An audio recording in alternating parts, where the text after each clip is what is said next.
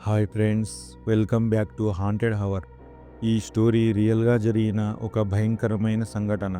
Please story స్టార్టింగ్ని skip చేయొద్దండి. అలా skip చేస్తే ఓ మంచి హారర్ ఎక్స్పీరియన్స్ మిస్ అవుతారు. దయచేసి స్టోరీ లాస్ట్ వరకు వినండి. ప్లీజ్ ఇప్పుడే ఒక లైక్ చేసి స్టోరీ ఎక్కడా స్కిప్ చేయకుండా విని మీ విలువైన అభిప్రాయాన్ని కామెంట్ రూపంలో తెలియజేయండి. ఇక కథ మొదలు పెడితే, ఇప్పుడు చెప్పబోయే స్టోరీ నిజంగా జరిగిన ఒక భయంకరమైన సంఘటన. నేను ఎప్పుడూ నమ్మేవాడిని, అన్ని ఆత్మలు చెడ్డవి కావు. వాళ్ళకంటూ ఒక లోకం ఉంటుంది. వాళ్లకు హద్దులు అనేవి ఉంటాయి. వాళ్ళకంటూ ప్రత్యేక స్థలాలు కూడా ఉంటాయి. ఆ స్థలాన్ని మనుషులు పీడించే స్థలంగా చెప్తారు. అవి హద్దులు దాటి బయటికి రావు. ఆత్మలు వాళ్ళ హద్దులలో అవి అప్రమత్తంగా ఉంటాయి. పొరపాటున ఒకవేళ మనుషులు వాళ్ళ హద్దులను దాటి వాళ్ళ స్థలానికి వెళ్తే వాళ్ళకి నచ్చదు. చెడు ఆత్మలు కూడా ఉంటాయి. అప్పుడు అవి వాళ్ళని తమ నీడలోకి లాక్కుంటాయి, వాళ్ళలోకి ఆవహిస్తాయి. ఎందుకంటే వాళ్ళు హద్దులను దాటి బయటికి రావాలని వాళ్ళను ఆవహిస్తారు. ఈరోజు స్టోరీ కూడా ఇలాంటి ఒక భయంకరమైన స్థలం గురించే. ఇక కథలోకి వెళ్తే, ఈ కథ ఊర్లో ఉన్న మా కజిన్ చెప్పింది. ఈ భయంకరమైన సంఘటన తన ఫ్రెండ్ ప్రవీణ్ నిజ జీవితంలో జరిగిన ఒక సంఘటన. ఈ కథను అతని మాటల్లోనే విందాం. నా పేరు ప్రవీణ్. నేను ఒక ఫ్యాక్టరీలో పనిచేస్తున్నాను. పొద్దున్నుంచి ఫ్యాక్టరీలో పనిచేసి సాయంత్రం పని అయిపోయాక ఇంటికి బయలుదేరాను. మా ఊరు రాజానగరం. నేను పనిచేసే ఫ్యాక్టరీ నుండి 25 కిలోమీటర్ల దూరంలో మా ఊరు ఉంటుంది. నా షిఫ్ట్ రాత్రి 11 గంటలకు అయిపోతుంది. రాత్రి 11:30 నేను నా బైక్ తీసుకొని నా ఊరికి బయలుదేరాను. నేను నా బైక్పై హైవేలో వెళ్తున్నాను. 15 కిలోమీటర్ల నుంచి 20 కిలోమీటర్ల దూరం వెళ్ళాలి. అప్పుడే హైవే పక్కన ఉన్న రోడ్లో సిగరెట్ తాగడానికి వెళ్ళాను. అక్కడ ఏ షాప్ కూడా కనిపించలేదు. మళ్ళీ హైవే ఎక్కకుండా పక్కనున్న రోడ్డులో అలాగే వెళ్ళాను. ఎందుకంటే ఆ రూటులో ఏదైనా షాప్ కనిపిస్తుందని. దాని తర్వాత ఆ రూట్లోనే 6 నుండి 7 కిలోమీటర్ల దూరం అలాగే ముందుకు వెళ్తుండగా మధ్యలోనే సడన్గా రోడ్డు మధ్యలోనే బైక్ ఆగిపోయింది. నేను బైక్ స్టార్ట్ చేసేందుకు చాలా ప్రయత్నించాను, కానీ బైక్ స్టార్ట్ అవ్వడం లేదు. అది చాలా నిర్మానుష్యమైన ప్రదేశం. అప్పుడే నేను బైక్ దిగి అటూ ఇటూ మొత్తం చూశాను. ఏ ఒక్కరూ కూడా కనిపించలేదు. అసలు ప్రాబ్లం ఏమైంటుందా అని బైక్ చెక్ చేశాను. బైక్ను చూస్తుండగా సడన్గా నా దృష్టి కొంచెం దూరంలో ఒక మూలాన పడింది. అక్కడ ఒక మహిళ నిలబడి ఉంది.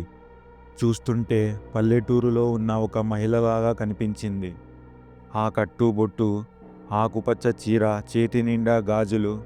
చూస్తుంటే ఆమె వయసు దగ్గరగా 35 నుంచి 40 ఏళ్ల మహిళలాగా కనిపించింది.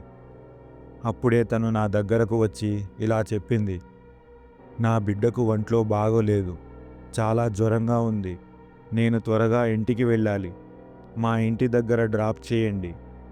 అప్పుడే నేను నా బైక్ ఇప్పుడే ఆగిపోయింది. నన్ను క్షమించండి. నేను మీకు ఏ సాయం చేయలేను అని చెప్తూ నేను బైక్ స్టార్ట్ చేయగా సడన్గా బైక్ స్టార్ట్ అయ్యింది. అప్పుడు నాకు ఆశ్చర్యం కలిగింది. ఎందుకంటే చాలాసేపటి నుండి నేను బైక్ స్టార్ట్ చేయడానికి ప్రయత్నిస్తున్నా, కానీ స్టార్ట్ అవ్వడం లేదు. కానీ ఇప్పుడు ఒక్కసారిగా స్టార్ట్ అయిపోయింది. అప్పుడే నా మనసులో ఏదో బాధగా అనిపించింది. బహుశా ఆ స్త్రీ నేను కావాలనే ఇలా చెప్పానని అనుకుందేమో. అప్పుడు నా మనసులో తనకి సహాయం చేయాలనుకున్నాను. నేను తనని బైక్ వెనకాల కూర్చోమని చెప్పాను. నేను బైక్ పైన కూర్చున్న తరువాత మీ ఇల్లు ఎక్కడ ఉందని తనను అడిగాను. నా ఇల్లు కాస్త దూరంలో ఉంది. ఇల్లు వచ్చినప్పుడు నేనే మీకు చెప్తాను అని తను చెప్పింది. అప్పుడే నాకు మనసులో ఆందోళన కలిగింది. అక్కడి పరిస్థితి విచిత్రంగా అనిపించింది. ఎందుకో తెలియదు, కానీ తన బిడ్డకు ఒంట్లో బాగోలేకపోయినా ఈ రాత్రి సమయంలో రోడ్డు మధ్యలో ఏం చేస్తుంది?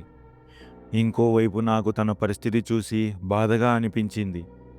ఇక్కడి నుండి బయలుదేరి వెళ్తున్నప్పుడు ఏ ఒక్కరూ కూడా ఆ మార్గంలో కనిపించలేదు. వెనకాల తను ఉండటం వల్ల నేను బైక్ స్లోగా నడుపుతున్నాను. కాస్త ముందర వెళ్ళిన తర్వాత నా దృష్టి మళ్ళీ రోడ్డు పక్కన నిలబడ్డ ఒక మహిళ పైన పడింది. ఆ మహిళ నన్ను ఆపడానికి చెయ్యి ఊపింది. కానీ నేను బైక్ ఆపాలనుకోలేదు. ఎందుకంటే ఆల్రెడీ వెనకాల ఒక మహిళ కూర్చొని ఉంది కాబట్టి. ఆ తర్వాత బైక్ ఆ మహిళ దగ్గరికి వెళ్తున్న కొద్దీ బైక్ దానంతట అదే వేగాన్ని తగ్గించడం ప్రారంభించింది. బైక్ వేగం అకస్మాత్తుగా తగ్గిపోయింది. అప్పుడే నాకు బైక్ పైన కంట్రోల్ తప్పినట్టు అనిపించింది. నా బైక్ ఆ మహిళ దగ్గరకు వెళ్ళి ఆగిపోయింది. ఆ మహిళ కూడా సేమ్ ఆకుపచ్చ రంగు చీర, చేతి నిండా గాజులు, అచ్చం పల్లెటూరి మహిళలాగా కనిపించింది. తను మళ్ళీ అదే మాట అంది. నా బిడ్డకు ఒంట్లో బాగోలేదు, జ్వరంగా ఉంది, నేను త్వరగా ఇంటికి వెళ్ళాలి, మా ఇంటి దగ్గర డ్రాప్ చేయండి. ఆ మాట వినగానే నా వెన్నులో వణుకు పుట్టింది. ఒళ్ళంతా చెమటలు పట్టిపోయాయి. ఇంతకుముందు చెప్పిన మహిళలాగే ఈమె కూడా అలాగే చెప్పింది. నేను చీకటిలో ఆ మహిళను దగ్గరగా స్పష్టంగా చూశాను. నేను ఇంతకుముందు లిఫ్ట్ ఇచ్చిన అదే స్త్రీలాగే ఉంది. నేను సడన్గా వెనక్కి తిరిగి చూశాను. కానీ నా వెనకాల ఎవరూ లేరు. ఇంతకుముందు కూర్చున్న మహిళ నా వెనకాల లేదు. అప్పుడు నా చేతులు కాళ్లలో వణుకు పుట్టింది. నా గొంతు ఎండిపోయింది. నా గొంతులో నుండి ఒక్క మాట కూడా రావడం లేదు. ఆ సమయంలో నేను ఆ మహిళని ఒక్క మాట కూడా అడగలేకపోయాను. అంత ధైర్యం నాలో లేదు. అప్పుడే నాకు బాగా అర్థమైంది, ఈ సాధారణమైన ప్రదేశం కాదని, ఆత్మలు సంచరించే ప్రదేశమని. అప్పుడే తను మళ్ళీ, నా బిడ్డకు ఒంట్లో బాగోలేదు, చాలా జ్వరంగా ఉంది, నేను త్వరగా ఇంటికి వెళ్ళాలి, మా ఇంటి దగ్గర డ్రాప్ చేయండి అని అనింది.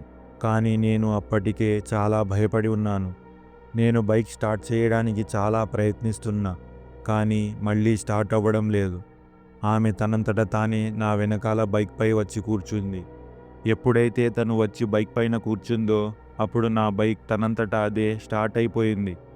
అదే వేగంగా ముందుకు వెళ్తుంది. నేను బైక్ నడపకుండానే ముందుకు వెళ్తుందని నాకు స్పష్టంగా తెలుస్తుంది. నా కాళ్ళు చేతులు వణుకుతున్నాయి. భయంతో నరాలన్నీ తెగిపోతున్నట్టు అనిపిస్తుంది. నా శరీరమంతటా చెమటలు పట్టేసింది. కొంచెం దూరం వెళ్ళిన తర్వాత మళ్ళీ ఒక భయంకరమైన దృశ్యం నా కంటపడింది. ఆ దృశ్యం చూసిన నాకు ఒక్కసారిగా నరాలలో రక్తం గడ్డ కట్టినట్టు అయిపోయింది.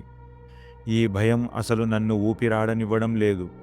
కాస్త ముందర వెళ్ళిన తర్వాత నా దృష్టి మళ్ళీ రోడ్డు పక్కన నిలబడ్డ ఒక మహిళ పైన పడింది. ఆ మహిళ నన్ను ఆపడానికి చెయ్యి ఊపింది. అదే చీర, అదే గాజులు. నాకు అసలు అర్థం కావడం లేదు. ఇదంతా నాతోనే ఎందుకు జరుగుతుంది? నా పరిస్థితి చాలా భయంకరంగా మారింది. వెనకాల తిరిగి చూడటానికి నాలో కాస్త కూడా ధైర్యం సరిపోలేదు. అప్పుడే బైక్ సైడ్ మిర్రర్లో వెనకాల కూర్చున్న మహిళ ఉందో లేదో అని చూశాను. కానీ వెనకాల ఎవరూ లేరు. నాకు అప్పుడే అర్థమైంది, ఒక భయంకరమైన ప్రేతాత్మ చేతిలో చిక్కానని. నేను మళ్ళీ అదే రూట్లో వస్తున్నాను. మళ్ళీ అదే సిచ్యువేషన్ జరుగుతుంది. మళ్ళీ నా బైక్పై ఆ మహిళ ముందరికి వెళ్ళి ఆగింది. ఈసారి ఆ మహిళ కోపంగా, నీకు ఒకసారి చెప్తే అర్థం కాదా? నా బిడ్డకు ఒంట్లో బాగోలేదు, జ్వరంగా ఉంది, నేను ఇంటికి త్వరగా వెళ్ళాలి, నన్ను మా ఇంటి దగ్గర డ్రాప్ చేయలేదనుకో నేను నీ ప్రాణాలు తీసుకుంటా అని చెప్పి తనంతట తానే బైక్పై వెనకాల వచ్చి కూర్చుంది. నేను భయంతో బైక్ దిగడానికి ప్రయత్నిస్తుండగా బైక్ జారి కింద పడిపోయింది. దాంతో నేను కూడా పడిపోయాను. అప్పుడు ఆ మహిళ కోపంతో నా వైపు చూసింది. నేను లేవడానికి ప్రయత్నిస్తూ చేతులు జోడించి క్షమించమని కోరుతున్నా. నన్ను వదిలేయండి, నన్ను వెళ్ళనివ్వండి, నేను మీకు ఏ అన్యాయం చేశాను? అప్పటికే ఆ దయ్యం కోపంతో రగిలిపోతుంది. తన కళ్ళల్లో నుంచి రక్తం కారుతుంది. కోపంతో నా వైపే చూస్తుంది. అదే క్షణంలో తన తల 2 భాగాలుగా చీలిపోతుంది. తల నుంచి నీళ్లలాగా రక్తం కారుతుంది. తన బట్టలు రక్తంతో తడిచిపోయాయి. ఆ దృశ్యం చూస్తున్న నేను ఎలాగైనా తప్పించుకోవాలని అక్కడి నుండి పరిగెత్తాను. నాకు అప్పుడే అర్థమైపోయింది, ఇంకొద్దిసేపు అక్కడే ఉంటే అది నన్ను ప్రాణాలతో విడిచిపెట్టదని. నేను పరిగెత్తుకుంటూ హైవే వైపుగా చేరుకున్నాను. వెనక తిరిగి చూడటానికి నాలో కాస్త కూడా ధైర్యం సరిపోలేదు. హైవే చేరుకున్నాక అక్కడ వెళ్తున్న బైక్ ఆపి ఎలాగోలా మా ఇంటికి చేరుకున్నాను. నేను ఇంటికి చేరేలోపే ఒళ్ళంతా జ్వరం. మా ఇంట్లో వాళ్ళు ఏమైందని అడగగా ఆ మహిళ గురించి అక్కడ జరిగిందంతా చెప్పాను. ఆ మాట విన్న ఇంట్లో వాళ్ళందరూ చాలా భయపడిపోయారు. అప్పటికప్పుడే మా ఊర్లో ఉన్న పూజారి వద్దకు తీసుకెళ్లారు. అప్పుడే పూజారి గారు ఆ మహిళ గురించి మొత్తం తెలుసుకున్నంత వరకు నేను గుడిలోనే ఉండాలని చెప్పారు. మరుసటి రోజు ఇంట్లో వాళ్ళు మరియు నా ఫ్రెండ్స్ కొందరు బైక్ వెతకడానికి బయలుదేరారు. ఎవరో అప్పటికే నా బైక్ లేపి పక్కకు పెట్టారు.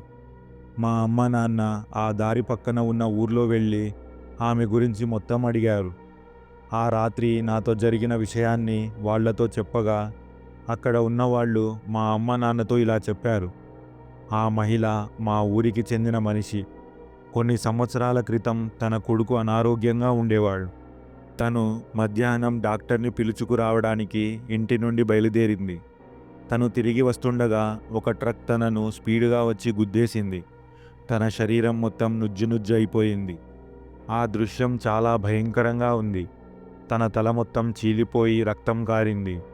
ఆ రాత్రి మీ అబ్బాయికి కనిపించిన దారిలోనే తనకు యాక్సిడెంట్ అయింది. చాలామందికి ఆ మహిళ అక్కడి నుండి నడుచుకుంటూ వెళ్తున్నట్లు అనిపించిందని ఊర్లో వాళ్ళు చెప్పేవారు. అందుకే మా ఊర్లో వాళ్ళు రాత్రిపూట అక్కడికి వెళ్ళే సాహసం చేయరు. అప్పుడే మా అమ్మ నాన్న వచ్చి అక్కడ ఆ మహిళకు జరిగిందంతా మా ఊరి పూజారికి చెప్పారు. కానీ నా ప్రవర్తనలో ఎలాంటి మార్పు కనిపించలేదు. ఎలాంటి వింత మార్పు నాలో వాళ్ళకి కనిపించలేదు. అది గమనించి వాళ్లలో కొంచెం ఉపశమనం లభించింది. తను నన్ను ఏమీ చేయలేదు. ఎందుకంటే తను తన ఇంటికి వెళ్ళాలనుకుంది. కానీ తనకు ఒక హద్దు అంటూ ఉంది. అది దాన్ని దాటి బయటికి రాలేకపోయింది. దాన్ని దాటలేకపోయింది. అందుకే నాకు మళ్ళీ అదే సంఘటన జరిగింది. అందుకే మళ్ళీ ఆ ప్లేస్లో నాకు కనిపించింది. నేను ఇప్పుడు బాగానే ఉన్నాను. కానీ ఎప్పుడైనా ఈ విషయం ఎవరితోనైనా చెబితే ఇప్పటికీ భయంతో నా వెన్నులో వణుకు పుడుతుంది. ఆ భయం నన్ను ఊపిరాడనివ్వదు. ఫ్రెండ్స్, మీకు ఈ స్టోరీ నచ్చితే మన ఛానల్కి మీ వాల్యుబుల్ లైక్ చాలా అవసరం. ప్లీజ్ లైక్ చేసి మరిన్ని హారర్ వీడియోస్ కోసం మన ఛానల్ని సబ్స్క్రైబ్ చేసుకోండి.